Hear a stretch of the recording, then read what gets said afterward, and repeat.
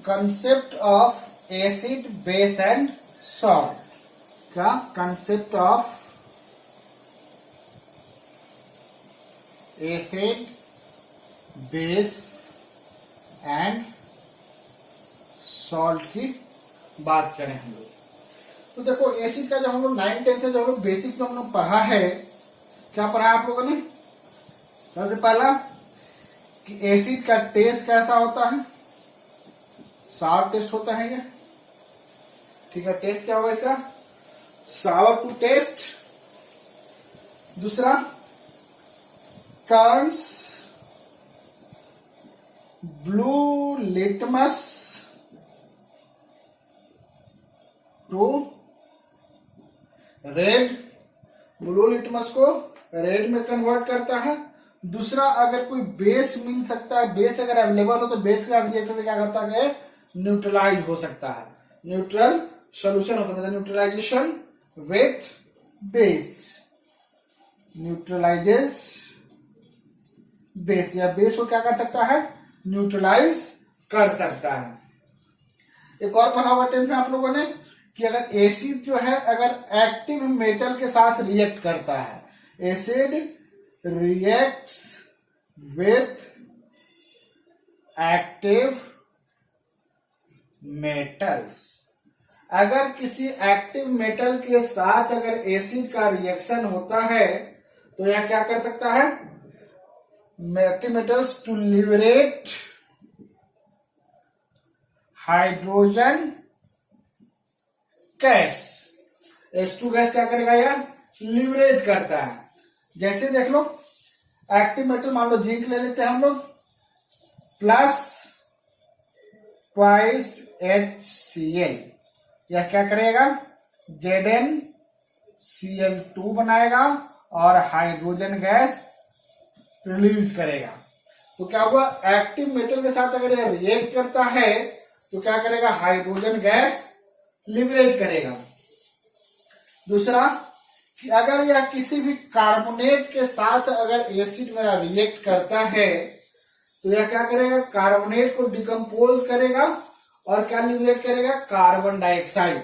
तो क्या लिख सकते हो कि acid when react with decomposes या decompose carbonate to liberate CO2 gas.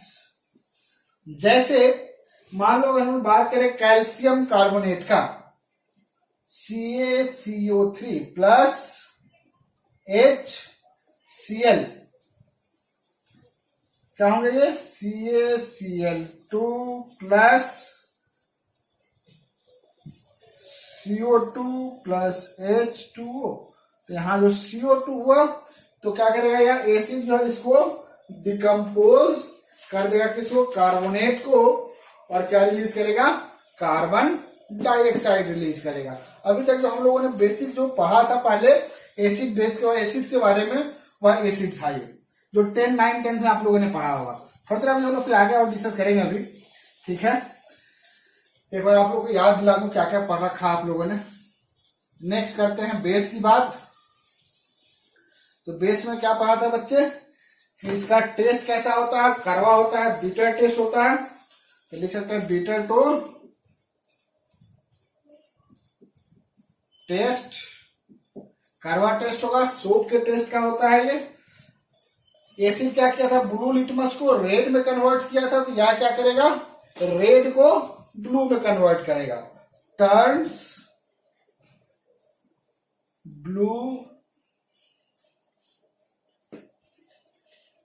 Turns red litmus to blue.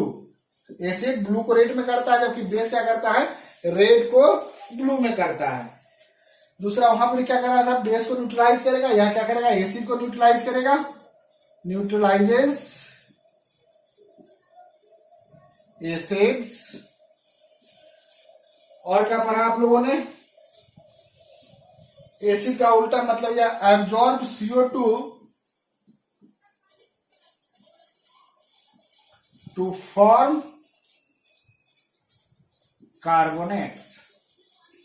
CO2 absorb करेगा और क्या बनाएगा, कार्बोनेट बनाएगा। जैसे ट्वाइस, एग्जाम्पल देख लो, ट्वाइस NaOH प्लस CO2 क्या बनाएंगे बच्चे, Na2CO3, Na2CO3 और प्लस अब क्या बच रहा है इसमें से H2O, तो वाटर इधर हो जाएगा।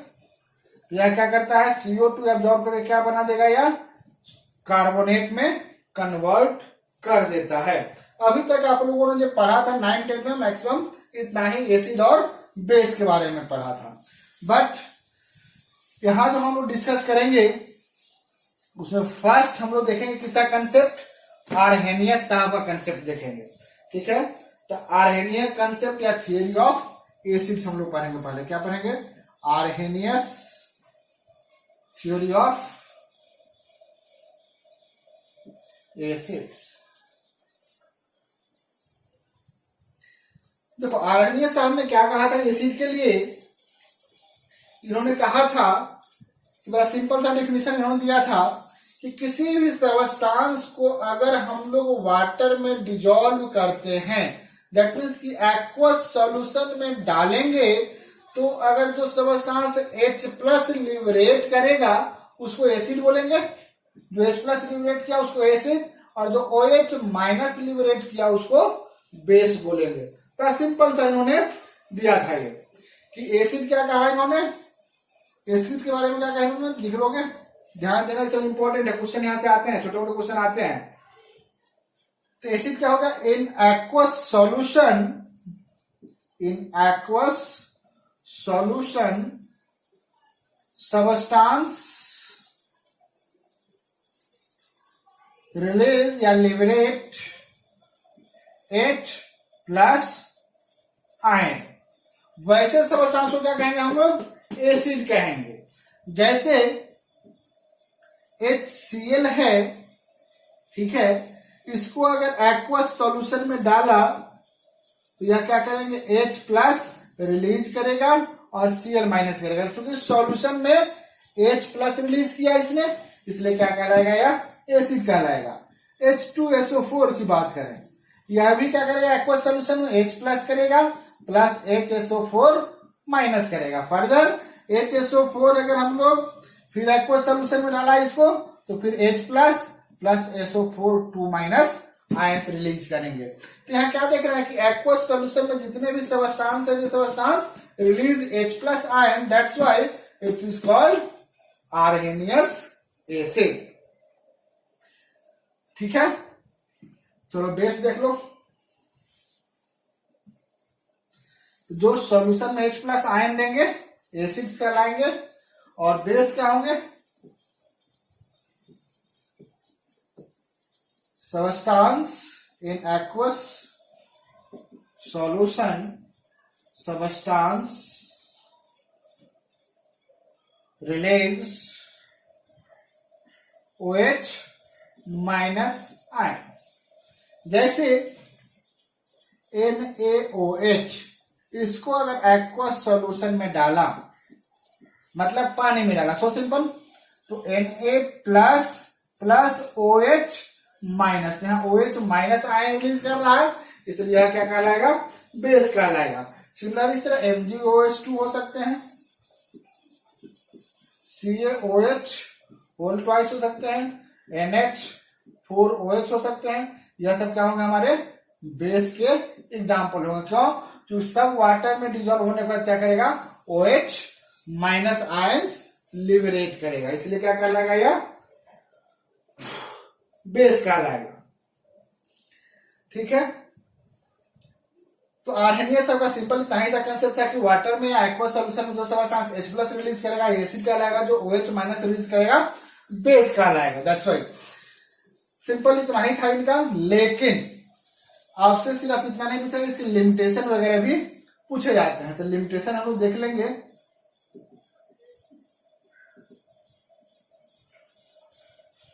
बड़ा सिंपल सा इनका जो कंसेप्ट था, लिमिटेशन वहीं से डेवलप होता है। इन्होंने कहा कि भैया एक्वस सॉल्यूशन में जो सबस्टांस H+ या OH- माइनस सबस्टांस आयंस देता हो। इसका मतलब है कि हमको एसिड और बेस चेक करना होगा तो पीठ पे क्या करना पड़ेगा, वाटर का बोतल लेके हमेशा चलना पड़ेगा। एक कैन वाटर का पीठ पे रखो और लेके घूमते रहो। आर्गेनिया साहब ने कहा था कि जो पानी में H+ देगा वो एसिड, जो OH- देगा वो बेस। दैट मीन्स कि या सिंपली क्या आपको पता है इन्होंने कि एक्वस सॉल्यूशन में जो देता हो, बहुत सारे ऐसे एसिड्स हैं जो भैया H+ आयन रिलीज नहीं करते हैं फिर भी वो एसिड है। जैसे HCl का इन्होंने कहा तो कि HCl वाटर में एक्वस सॉल्यूशन H+ देगा, बट ड्राई HCl का क्या, ड्राई HCl भी एसिड है बट वह क्या कहलाएगा, आर्हेनियस एसिड तो नहीं कह सकते उसको। ठीक है, तो लिमिटेशन इसका क्या होगा, सबसे पहला लिमिटेशन क्या होगा इसका, अप्लीकेबल ओनली इन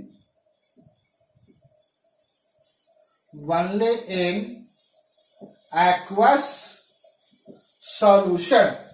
मैंने सिर्फ और सिर्फ एक्वस सॉल्यूशन की बात किया इन्होंने और उसकी ज्यादा कोई बात इन्होंने नहीं किया। जैसे इसका एक्सेप्शन कह सकते हो कि ड्राई HCl, यह भी एक्वस सॉल्यूशन सूखा हुआ है बट यह भी एसिड है, लेकिन आरएनएस के हिसाब से क्या है, एसिड नहीं है। ठीक है, दूसरा लिमिटेशन इसका देखें कि अगर इन्होंने एक चीज और नहीं बताया था कि मेटल ऑक्साइड जो कैसे बेस है हमारा, how metal oxide is a base, he didn't explain। क्योंकि मेटल ऑक्साइड में OH- आयन रिलीज नहीं करता है, इसका मतलब क्या है कि यह बेस नहीं होना चाहिए। बच्चों को जानते क्या है कि मेटल ऑक्साइड हमारा क्या होता है, बेस होता है, बेसिक बेस होते हैं। तो यह दोनों चीज उन्होंने क्या किया था, एक्सप्लेन नहीं किया था। तो जहां कभी भी कोई प्रॉब्लम किसी थ्योरी में आ जाता है, दैट मीन्स कि नए थ्योरी का एक चांस, अपॉर्चुनिटी मिल जाता है आने के लिए।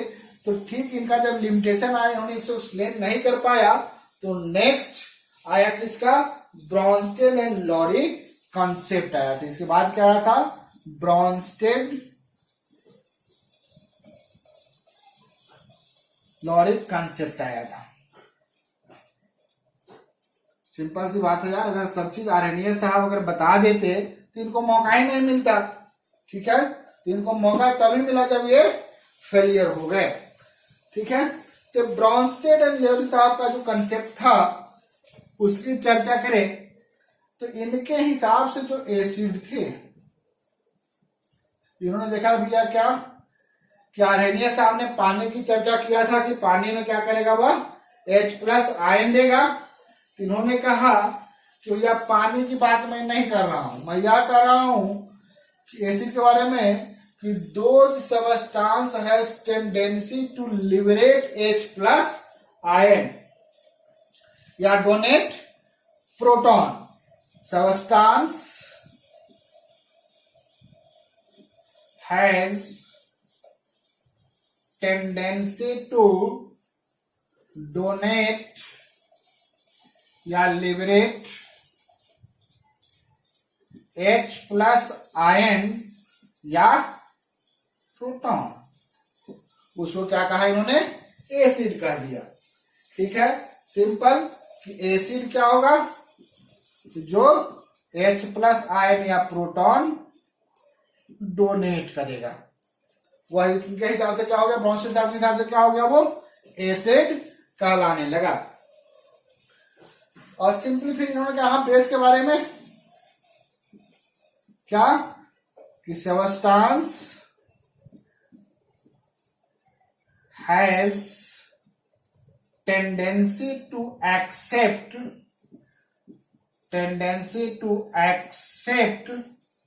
H+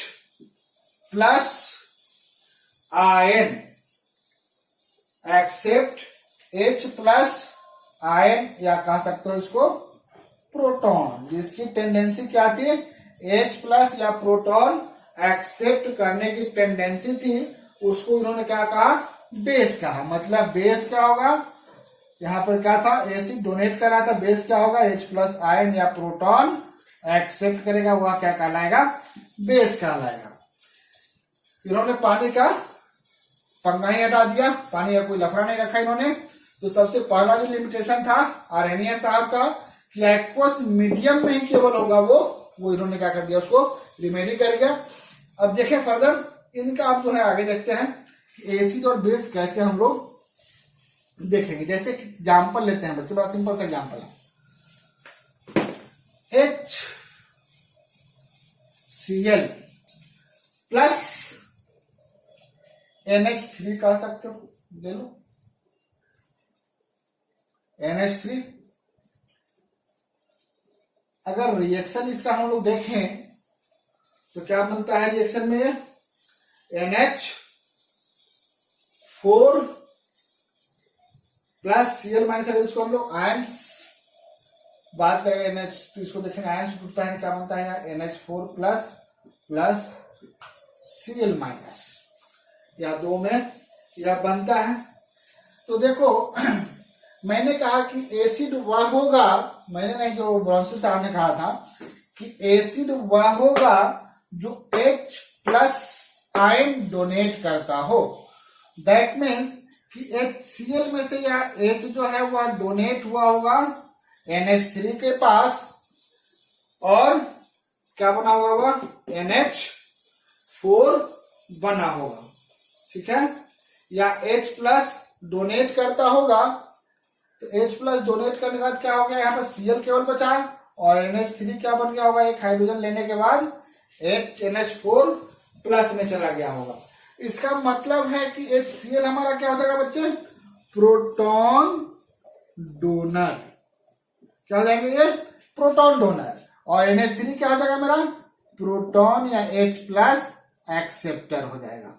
तो मैंने कहा जो डोनेट करता है वह एसिड, इसका मतलब यह क्या हो जाएगा, एसिड हो जाएगा, और यह क्या हो जाएगा, बेस हो जाएगा, ठीक है। HCl H plus ion donate किया है, दैट मीन्स यह एसिड होगा, और NH3 चूंकि H प्लस आयन एक्सेप्ट किया है और किस में कन्वर्ट हुआ है, NH4 प्लस में, इसलिए क्या कहलाएगा, यह बेस कहलाएगा। दूसरा और एग्जाम्पल ले लो।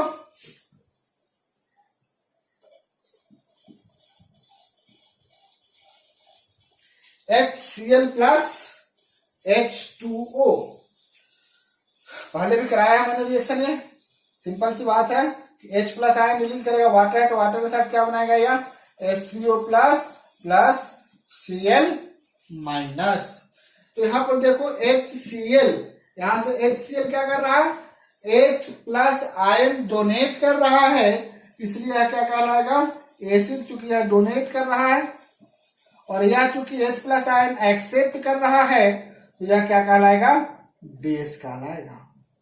क्या कहलाएगा, H2O बेस कहलाएगा। वैसे भी वाटर हम लोग जानते हैं कि अगर न्यूट्रल है, बट वैसा नहीं है कि अगर एसिड हम लोग वाटर के साथ मिला देंगे तो क्या हो जाएगा, यार बेस कहलाएगा। बट बेस को मिलाओगे से तो वह एसिड की तरह बिहेव करेगा। फर्दर हम लोग आगे देखते चलेंगे, आएगा ये चीज, ठीक है। मतलब रिएक्शन पे यह डिपेंड करेगा कि वाटर मेरा कैसा शो कर रहा है, इधर इट इज एसिड और इट इज बेस। जैसे एसिड का भी देख लेते हैं, एक सिंपल NH3 प्लस H2O। अब देखो यहां पे NH3 के पास क्या है, यहां पर अगर हम लोग देखें तो NH3 के पास एक लोन पेयर ऑफ इलेक्ट्रॉन भी है, बहुत अच्छा, ठीक है। यहाँ H2O H plus OH minus में लिबरेट करेगा, तो यहाँ क्या बन जाएंगे, एक NH4 प्लस OH माइनस। अब देखो यह वाटर जो है यहां से क्या किया, हाइड्रोजन डोनेट किया है, H मतलब प्रोटॉन डोनेट किया है, तो यह क्या कहलाएगा, एसिड। और NH3 चूंकि एक्सेप्ट किया है, इसलिए क्या कहलाएगा, यह बेस। तो देखा मैंने कि यहाँ पे क्या हो रहा था, वाटर मेरा बेस हो रहा था, बट यहाँ पर क्या हो गया, वाटर एसिड हो गया। तो अगर हम लोग लिखे अगर क्वेश्चन आ जाए कि भैया वाटर एसिड और बेस क्या है, तो यह कुछ भी हो सकता है, ठीक है। यह किससे डिपेंड करेगा, किसी तरह रिएक्ट कर रहा है, इसीलिए वाटर को हम लोग क्या कहते हैं, एम्फोटेरिक बोलते हैं। तो वैसा सब्सटेंस जो एसिड और बेस दोनों की तरह रिएक्ट करता हो उसको क्या हम लोग बोलेंगे भैया, एम्फोट्रिक बोलते हैं। ठीक है,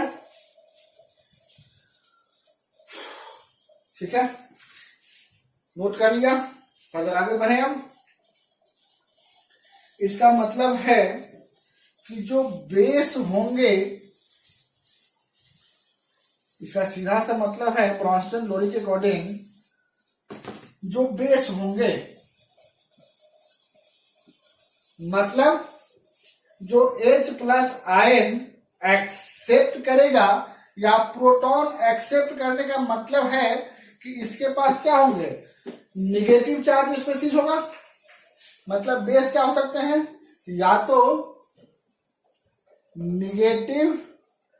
निगेटिवली चार्ज स्पीशीज हो सकते हैं, क्योंकि H प्लस आयन एक्सेप्ट करेगा। दूसरा क्या हो सकता है, अगर न्यूट्रल स्पीशीज की बात करें, जैसे न्यूट्रल स्पीशीज भी बेस हो सकता है कि नहीं हो सकता है, बिल्कुल हो सकता है। क्यों, क्योंकि यह क्या करेगा,